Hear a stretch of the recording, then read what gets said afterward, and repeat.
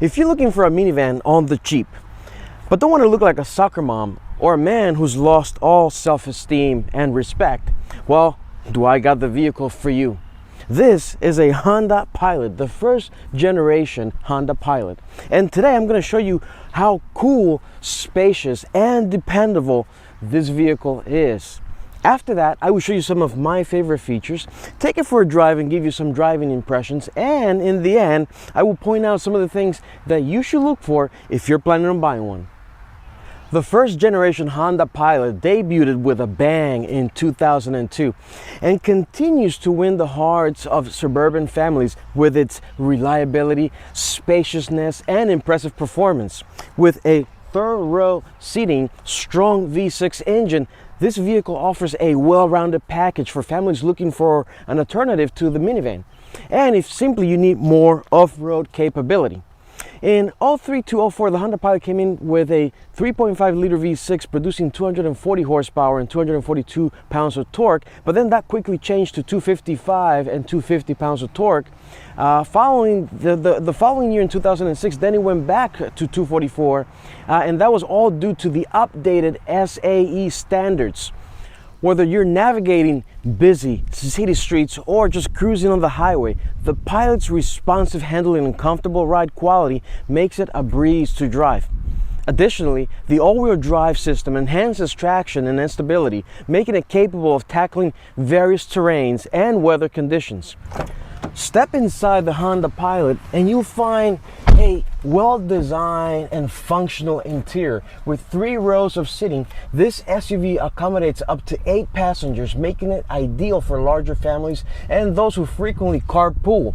The seats are very supportive, comfortable, and pleasant for riding, even on long trips. And the second and third row seats can be easily folded to create a flat cargo floor, offering impressive amount of storage space for luggage, groceries, outdoor gear, and your self-esteem. With its impressive safety rating, very good fuel economy, and a great reliability track record, it's no wonder that the Honda Pilot continues to impress all of its drivers. And now, let's take a look around where I'll show you some of my favorite features. Then, we'll take it for a drive. I'll give you some driving impressions. And then in the end, I'm going to show you some of the things that you should look for if you're planning to buy one of these. Right, so then showing you my favorite features, and the first one I want to point out is right here, the center console. Not only does it allow you to rest your arm on these very long journeys, but more importantly, it's full of features in here. I want to highlight the AC adapter that we have in here, where you can plug in and use 115 volts with 100 watts of capacity. I mean, it's amazing to have that convenience right in here. Also, right in here, you have a little area for you to put a pen, a pencil, some paper, some documents, so that when you are traveling, you can very easily just open this up and access your documents, your pen, or whatever. It's a great feature to have. But more importantly is this here, which I know most of you kids are not going to know what this is used for, but I'll tell you, that's why I'm here. This right here is for you to put coins. You can use these coins when you're traveling around. If you get pulled over by the cops and you need to bribe the cops, take a couple of quarters out of here and just very smoothly give it to them. The next feature I want to highlight is right up here. And this little drawer, you can open it up and you can put your sunglasses in here, do whatever you want with it. And then you can clip it back, just one setting, and voila, we have a mirror here. So I can keep track of these pesky kids. Are we there yet? Are we there yet? And just to wrap up the interior, we have a bunch of options. So you have your remote control for the garage door here, your entertainment center, which some vehicles actually came with a navigation system and a screen, and a DVD player up here. Then in here in the center console, you have more storage. The theme of these vehicles is storage. When you're going on a long trip, you want to make sure that you have enough space for all of your stuff. So you have a lot of storage in here that you can hide as well. Cup holders everywhere and every door, even on the third row. Then you have your seat heaters here, climate control. You have your lock for your all-wheel drive, your standard controls here for your lights and your wipers, the dashboard in front of you, and then you have cruise control, and you can operate some of the features like the sunroof and the lighting on this side, as well as your window controls. And then up here, you do have, even back then, a digital compass where when you turn the ignition on as such, it'll highlight in which direction you are driving. And that is it for the interior features. So now let's go for my favorite part. Let's go for a drive.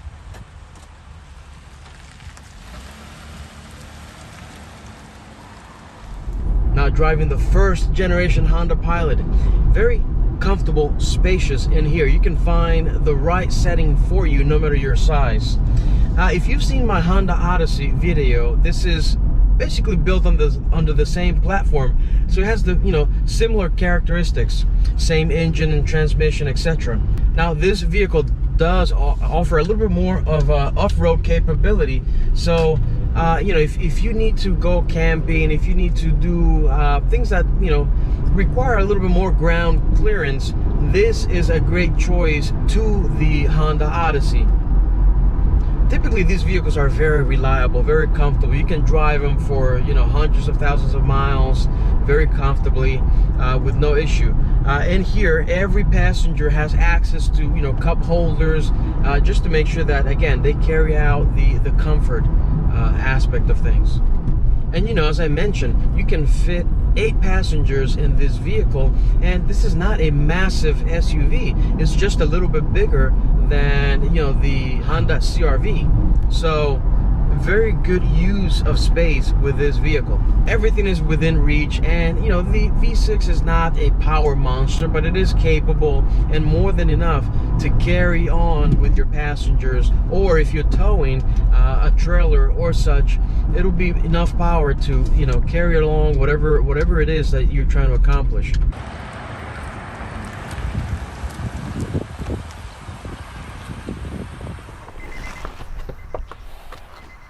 And now you're really pumped and excited to buy one of these. So allow me to point out some of the things that you should look for if you're planning on buying one. Now, I made a video to show you what to look for when buying any car, like signs of wear, body shape, etc. The link to that is included below. I also have a checklist. It's probably the most comprehensive checklist on the internet. It walks you through everything that you need to look for when you buying any vehicle. Start with that as your basis, but now allow me to show you some of the things that you should look for if you're planning on buying one of these. Keep in mind that it's never a bad idea to bring along a car-savvy friend with you to help you look for things. I also recommend that no matter the car that you're buying, that you get a PPI, a pre-purchase inspection done by a shop or the Honda dealership. It'll be the best $150 that you spend on the car. Right, so let's jump right into it. The first thing I want to point out has to do with water leaks along your firewall. Now, here's what I want you to do is look around, make sure that the fender liners aren't damaged in here. This is the plastic cover that protects from water accessing these areas. And then as well as the plastic covers that are up here, you want to make sure that you see if these areas are damaged. If they are, there's potential for water leaks, which eventually create rust. And not only that, but can create electrical issues by affecting the harness that goes from your engine compartment into the chassis. So make sure you take a look around at these areas, because that can potentially become very expensive down the road.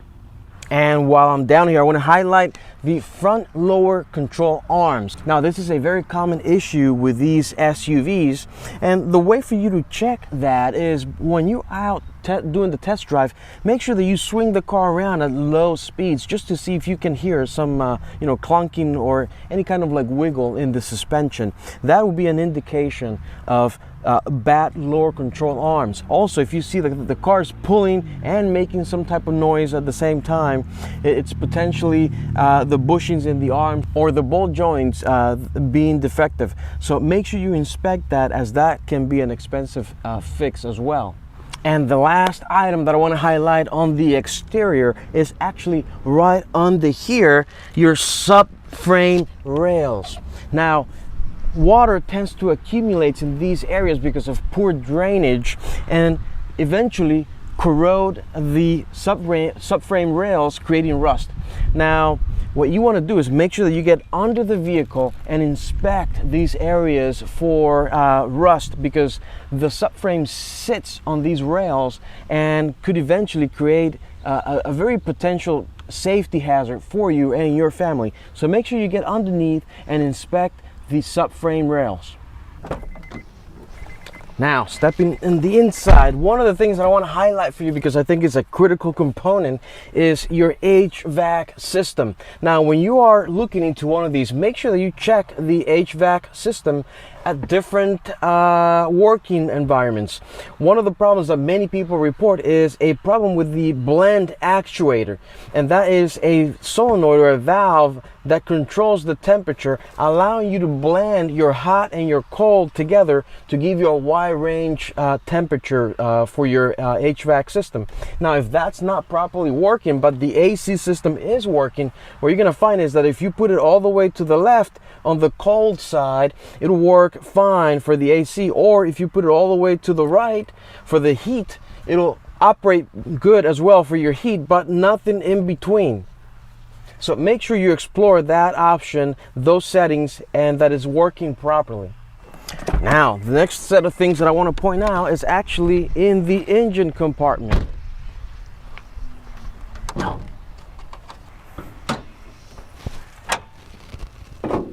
Now, in here, especially with vehicles that are much older, you want to make sure that you check the records and see if the timing belt has been replaced in one of these vehicles. Now, Hondas are notorious for lasting 150, 200,000 miles on a single timing belt, but you shouldn't trust that.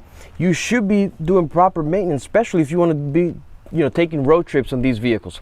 So ensure that the timing belt has been replaced, because it is a very labor intensive job and can be very expensive. Also, while we are in here, I want to highlight the transmission.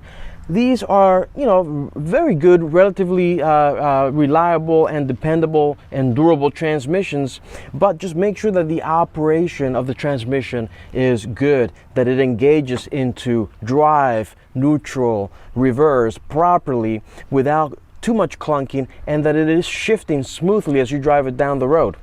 And lastly, while we're right in here, I want to highlight the motor mounts, especially the ones in the back, tend to be an expensive repair as well.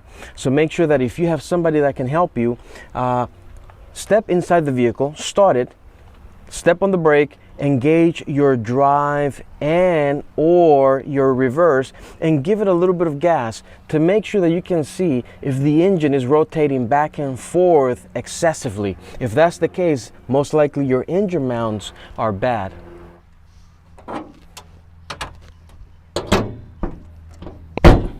And that's it, folks. Thank you for watching. I hope that you find this information helpful and informative. If you did, please give me a like, subscribe to the channel. It really helps with the analytics, and I'll see you on the next one.